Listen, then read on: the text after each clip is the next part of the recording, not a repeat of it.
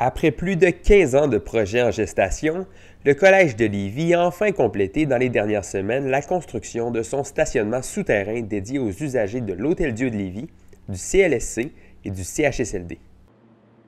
Situé près du stationnement de l'école privée, il se trouve sous ce qui sera le futur complexe multisport des Jardins, le bâtiment sportif du CDL qui devrait voir le jour à l'été 2025.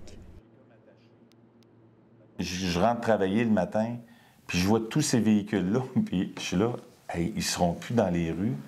Pour les jeunes, pour les gens du quartier, les citoyens, ceux qui vont l'utiliser, ils vont arriver le soir, les travailleurs ou les employés ou les patients qui vont aller chercher leur véhicule à chaleur. On ne parle pas que ça va durer 2, 3, 4, 5 ans. C'est pour plusieurs dizaines d'années. C'est incroyable le sentiment de fierté qui nous habite, là. C'est 3 étages souterraines à 770 places de stationnement, 2 accès, un accès est, un accès du côté nord, évidemment chauffé. Afin de mener ce projet à terme, le CDL ainsi que le député de Lévis et ministre de l'Éducation et ministre responsable de la Chaudière-Appalaches Bernard Drainville ont conjointement déployé de nombreux efforts dans les dernières années.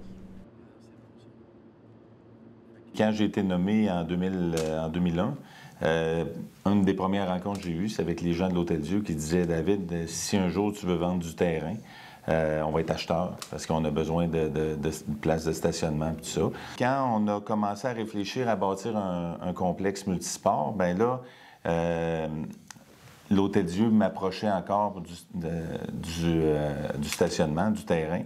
Mon président de l'époque, Michel Gervais, qui était le recteur de l'Université Laval, il me disait tout le temps, les nouveaux complexes qu'on bâtit, on met un stationnement souterrain en dessous, il faut creuser, puis je me suis rappelé de ces sages paroles. Pendant des années, je te dirais qu'on en est demeuré au projet. Je repoussais la construction du complexe multisport parce que je disais, hey, comme bon citoyen corporatif, je pense que c'est important.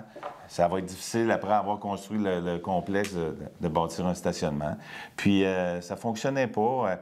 Je m'en allais presque me lancer dans le projet de construction de multisport, de stade. Je vous dirais, là, vraiment, ça a tout changé. Quand Bernard a été saisi du projet, on a travaillé intensément en collaboration pour en arriver à une entente. Pour que le projet se réalise, il faut que le CIS puisse acheter des places au collège. Le collège fait construire le stationnement, mais après ça, le CIS, lui, doit louer les 770 places. Là. Il faut payer pour ça. Là. Fait que moi, les discussions que j'avais, je les ai eues avec le Conseil du Trésor, puis je les ai eues avec le ministère de la Santé, donc avec Sonia Lebel puis Christian Dubé. C'est 20 millions qu'il fallait que j'aille chercher auprès de mon gouvernement. Là. On en a besoin pour l'hôpital. L'hôpital va devenir de plus en plus important avec les travaux de modernisation puis tout ça. On manque déjà de place. Fait que ça va être encore pire comme problème. C'est un enjeu de sécurité avec tous nos enfants puis nos élèves qui se promènent. Fait que le 20 millions sur 10 ans, on en a besoin. Puis finalement, ils ont accepté mes arguments, puis on a été capable d'aller chercher ce 20 millions pour un bail de 10 ans renouvelable. Ça a été vraiment un travail d'équipe. David, moi, mes collègues, ministres, puis le CIS, on a travaillé ensemble, puis aujourd'hui, on a une belle réalisation.